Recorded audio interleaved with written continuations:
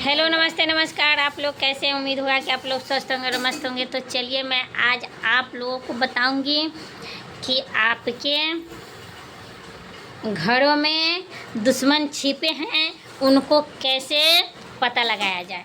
तो आज मैं ऐसी ट्रिक आप लोगों को बताऊंगी, ऐसी चीज़ें बताऊंगी जो आप लोग आसानी से समझ जाएंगे कि मेरे दुश्मन हैं। क्योंकि कभी कभी ऐसा होता है कि आपके अंदर अपने भी रहते हैं और हम लोगों को पता नहीं चलता है कि ये दुश्मनी निभा रहे हैं, और वो रहते हैं आपके दिल के करीब, आपके जज्बातों के करीब, और आपके वे हर चीज़ जानते रहते हैं और हर आपके जज्बातों के साथ खेलते हुए वो अपना दुश्मनी निकालते रहते हैं। और हम लोगों को काने कान पता नहीं चलता है। हम इंसान उस पर इतना भरोसा कर लेते हैं, इतना भरोसेमंद वो इंसान हो जाता है कि हम इंसानों को उसके अंदर आत्मा की बातों को भापना बहुत मुश्किल हो जाता है। हम लोग ये सोचते हैं कि ये मेरा दुश्मन नहीं है, ये मेरे अपने हैं, ये मेरे हित के बारे में जानते हैं, लेकिन ये ऐसा नहीं होता है। कभी कभी ज़्यादा अपनापन भी इंसानों को दुश्मनी की कगार पर ले जाता है। अक्सर देखे होइएगा, जो जितना अपनापन दिखाते हैं वो अंदर से वो इंसान, और हम लोगों को पता नहीं चलता है कि ये दुश्मनी कर रहा है। तो ऐसी परिस्थितियों में आप कैसे जानेंगे कि हाँ ये मेरा दुश्मन है? तो उसके लिए मैं एक सिंपल सी बात आप लोगों को बताऊंगी। स्किप मत कीजिएगा और पूरे वीडियो देखिएगा, क्योंकि स्किप कर दीजिएगा तो आपको ये समझ में नहीं आएगा जो मैं उपाय बताऊंगी। पहले तो आपको करना क्या है कि जो ज़्यादा अपनापन दिखा रहा है उसके सामने कठोर वाणी का प्रयोग करना है। अगर कठोर वाणी का प्रयोग करते हैं तो उनको बुरा लगेगा, और बुरा लगने के बाद आपके अंदर, आपके प्रति उनके अंदर जितना भी बादला का भावना होगा वो इंसान खुद व खुद आपको बोलकर, आपके सामने बोलकर वह प्रस्तुत कर देगा कि हाँ ना, ये दुश्मनी का कगार पर है। आपको खुद पता चलेगा। ऐसे 2-4 कठोर वाणी अगर आप बोलते हैं तो उनको बुरा लगेगा, और बुरा लगने के बाद आपके प्रति उनके अंदर कितना द्वेष है वो खुद अपने मुंह से आपके सामने वो उगल कर आक्रोश में आकर के वो सारी बातें आपके सामने प्रस्तुत कर देगा। तो इससे तो साफ पता चल जाएगा कि वो अंदर ही अंदर आपके साथ दुश्मनी झेल रहा है। तो ऐसे परिस्थितियों में अगर इंसान अच्छा है, सचमुच में आपसे प्रेम है और आपके हित के लिए सोचता है, तो 2-4 कठोर वाणी से उनको कोई फ़र्क नहीं पड़ेगा। वो इंसान ये सोचेगा कि नहीं, ये गुस्सा में, द्वेष में आकर बोल रहा है, फिर बाद में ये ठीक हो जाएगा। तो ऐसी परिस्थितियों में अगर आपके साथ ऐसा हो रहा है तो समझिए कि आपके हित के बारे में वो इंसान सोचेगा।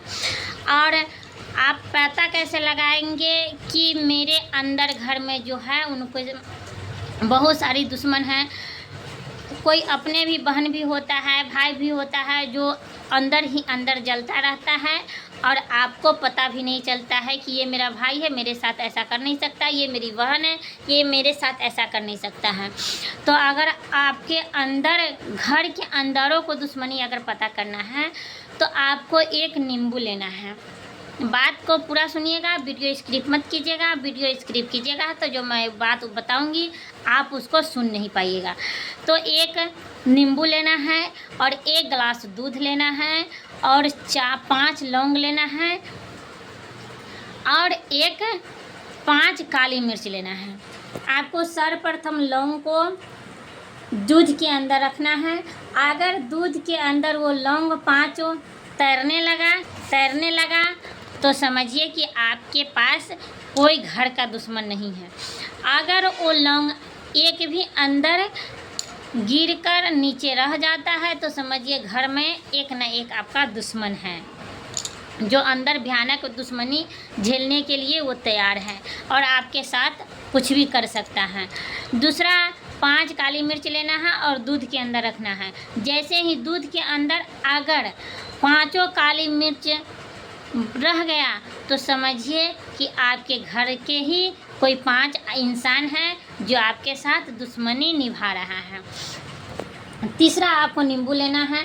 तो अक्सर नींबू डूब जाते हैं, लेकिन थोड़े समय के लिए जैसे रखिएगा तो तैरने लगेगा। जैसे ही तैरने लगेगा तो समझिए कि नहीं, कोई दुश्मन नहीं है। और ये पहचान है घर के इंसान के दुश्मन है या घर में नहीं है, ये पहचान करने का ये तरीका है। और उसको करना क्या है, दूध और नींबू और काली मिर्च को, आपको नींबू लेना है जो आप दूध में रखे हैं।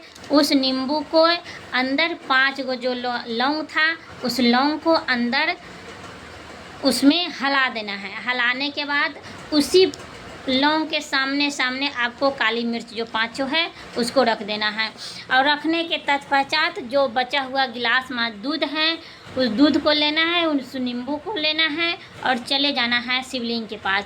और शिवलिंग के पास जाने के बाद आपको एक हाथ में उस नींबू को, जिसमें लौंग आप खोसे होंगे, उस लौंग को, नींबू को रखिएगा और दूसरे हाथ से, दाहिने हाथ से उस शिवलिंग पर दूध को जलाभिषेक कीजिएगा। जैसे ही धीरे धीरे उस पर, नींबू पर दूध गिराते रहिएगा और वो दूध शिवलिंग पर गिरता रहेगा। ऐसे प्रयोग अगर आप करते हैं तो आपके अंदर घर का जो दुश्मन है, आपका दुश्मन कुछ भी बाल बाका नहीं कर पाएगा। महाकाल की कृपा से आपका दुश्मनी खत्म हो जाएगा। चाहे वो जितना भी मारण मोहन प्रयोग करेगा या करवाएगा, आपके प्रति कष्ट तो आएगा, लेकिन थोड़े देर के लिए वो, जैसे कि 1 कुंटल का वज़न है, अगर सामने आपके आता है तो वो रत्तीभर का 100 ग्राम का बनकर दुख आपके सामने पहुँचेगा। दुख तो पहुँचेगा, लेकिन सामने थोड़ा पहुँचेगा जो आप उसको आसानी से झेल पाइएगा। इस प्रयोग को अगर आप करते हैं, ऐसे प्रयोग आपको शनिवार के दिन करना है और शनिवार के दिन लगातार 3 शनिवार करना है। अगर जैसे ही 3 शनिवार आप कर लेंगे तो आपके घर के सारी जो नेगेटिविटी है वो ख़त्म हो जाएगी और आपके घर का जो दुश्मन है वो दुश्मनी तो निभाएगा, लेकिन वो शांत होता दिखेगा आपको।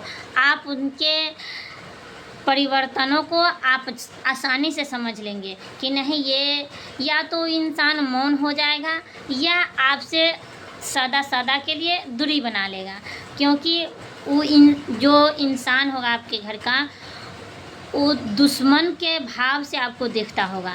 इसीलिए या तो वो इंसान मौन हो जाएगा और नहीं तो आपसे दुश्मनी दूरी बना लेगा। ऐसी परिस्थितियों में अगर जैसे ही 3 शनिवार तक आपको इस प्रयोग को करते हैं, इंसान दुश्मन शांत हो जाएंगे, शत्रुता उनकी ख़त्म हो जाएगी और आपके पास नज़रे से नज़रें मिलाने के लिए उनके औकात रत्ती भर की नहीं रहेगी। चाहे वो कितना भी अमीर क्यों ना हो, आप कितना भी गरीब क्यों ना हो, इस चीज़ को अगर आप फॉलो कीजिएगा तो ज़रूर ही बेनिफिट मिलेगा। आप लाइक कीजिए, सब्सक्राइब कीजिए, नहीं कीजिए उससे फ़र्क नहीं पड़ता है, लेकिन मेरी एक ही मकसद है कि मेरी सारी यूट्यूब परिवार है मेरी, और मेरी जितने भी बहन भाई मेरी वीडियो देखते हैं उनके सामने कोई भी मुसीबत ना आए। मेरी यही एक वीडियो बनाने का मेरी यही मकसद है कि मेरी बहनों भाई के ऊपर कोई भी संकट ना आए। ये इसीलिए मैं अगर वीडियो बनाती हूँ, इच्छा हो तो आप लाइक भी कर सकते हैं, सब्सक्राइब भी कर सकते हैं और कमेंट भी कर सकते हैं, आपके मन के ऊपर है। जय श्री राम, जय।